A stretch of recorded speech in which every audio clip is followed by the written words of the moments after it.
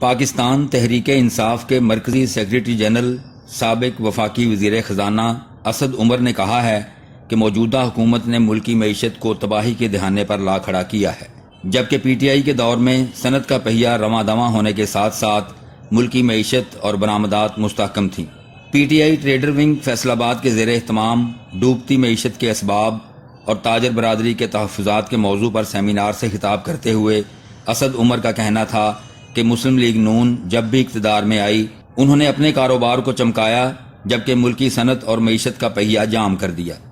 آج تک پاکستان کی تاریخ کے اندر وہ مہنگائی نہیں دیکھی گئی جو پچھلے 8 ماہ کے اندر دیکھی گئی۔ اب یہ لوگ جو ایک سازش کے ذریعے بیرونی مداخلت کے ذریعے اقتدار میں تو آ گئے تھے، ان کا سارا ٹائم گزر کس چیز کے اوپر ہے؟ ان کا سارا ٹائم گزر رہا ہے 2 کام کے اوپر۔ ایک، کس طریقے سے عمران خان کے خلاف، تحریک انصاف کے لیڈرز کے خلاف کوئی جھوٹے مقدمے بنائے جائیں تاکہ ہم ان کو قابو کریں، کیونکہ عمران خان کا سیاسی میدان میں تو مقابلہ ہوتا نہیں۔ یا دوسرا سارا ٹائم اس وقت گزر رہا ہے کہ اپنے جو کرپشن کے کیسز ہیں وہ کس طرح معاف کرائے جائیں، اور اس کا نتیجہ یہ ہے کہ جو آج ہم معیشت کی صورتحال یہاں پر دیکھ رہے ہیں، اور وہ کیا صورتحال ہے۔ اور تھوڑا سا میں موازنہ کرنا چاہتا ہوں کہ یہ پہلی دفعہ نہیں ہو رہا، خاص طور پر اگر میں فیصل آباد کی بات کروں، اور فیصل آباد کا نام جب آپ لیتے ہیں تو ٹیکسٹائل سب کے ذہن میں سب سے پہلے آتا ہے۔ مینچسٹر ایسٹ بھی کہتے تھے اس کو۔ یہ پہلی دفعہ ہم منظر فیصل آباد میں نہیں دیکھ رہے ہیں۔ میں جب 2016-17 کے اندر فیصل آباد میں آتا تھا تو مجھے ایسی ہی باتیں سننے کو ملتی تھی، لوگ یہی حالات بتاتے تھے۔ وہ 40 روپے کلو سنگے کی دام جو کشمیری بکری تھی، یہ بھی ہم پہلے دیکھ چکے ہیں۔ اور اس وقت جو بے روزگاری پھیلی ہوئی تھی، جو پاورٹی میں بند ہوئی ہوئی تھی، وہ بھی ہماری سب کی نظروں سے سامنے سے گزرا تھا، کیونکہ ایک حکومت گزری 2013 میں جس وقت ڈار صاحب وزیر خزانہ بنے، تو الحمدللہ پاکستان کی تاریخ کے واحد وزیر خزانہ ہے جو 4 سال جب اپنے منصب سے ہٹے تو ہماری ملک کی ایکسپورٹ جو تھی وہ 24.8 ارب ڈالر سے گر کے 22 ارب ڈالر پہ آ چکی تھی۔ یہ پاکستان کی تاریخ میں کبھی نہیں ہوا۔ اسد عمر نے مزید کہا کہ تحریک انصاف حکومت نے وہ قابل عمل صنعتی اور معاشی پالیسی دی کہ جس سے ملک ترقی کی جانب گامزن ہوا۔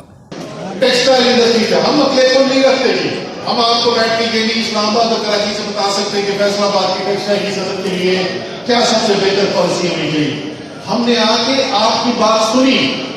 فیصل آباد کے ٹیکسٹائل کے جو لوگ تھے ان کے پاس بیٹھا، ان کی بات سنی، اس سے سیکھا، پالیسی بنائی، عمران خان صاحب کے سامنے رکھی۔ ہم نے کہا کہ یہ پالیسی جو ہے، خان صاحب نے پوچھا کہ آپ کو اعتماد ہے اگر ہم یہ پالیسی لے کر چلیں گے تو ہماری ٹیکسٹائل کی صنعت دوبارہ اٹھ سکتی ہے۔ ہم نے کہا کہ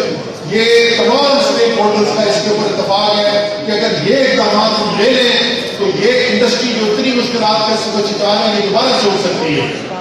مجھے آج تک یاد ہے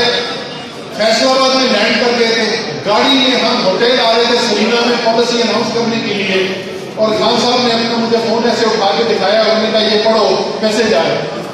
ایک پارٹی کے بہت بڑے لیڈر ہوتے تھے، ان کا میسج آیا تھا خان صاحب کے پاس یہ پالیسی نہ اعلان کریں، یہ پالیسی نہ اعلان کریں، یہ بہت بڑے آپ اعلانات کرنے جا رہے ہیں، یہ ہم نہیں کر سکیں گے۔ خان صاحب نے مجھ سے پوچھا کیا کریں، میں نے کہا جی اللہ کا نام لیں اور پالیسی کا اعلان کریں، انشاءاللہ تعالیٰ یہ پالیسی آپ کو امپلیمنٹ بھی کر کے دکھائیں گے۔ سیمینار سے صدر چیمبر آف کامرس ڈاکٹر خرم طارق، سابق صدر رانا سکندر اعظم کے علاوہ P T I trader wing کے عہدیداروں چودھری ظفر اقبال سندھو، رانا سلمان عارف، شہزاد کریم رحمانی اور دیگر نے خطاب کرتے ہوئے موجودہ حکومت کی معاشی پالیسیوں پر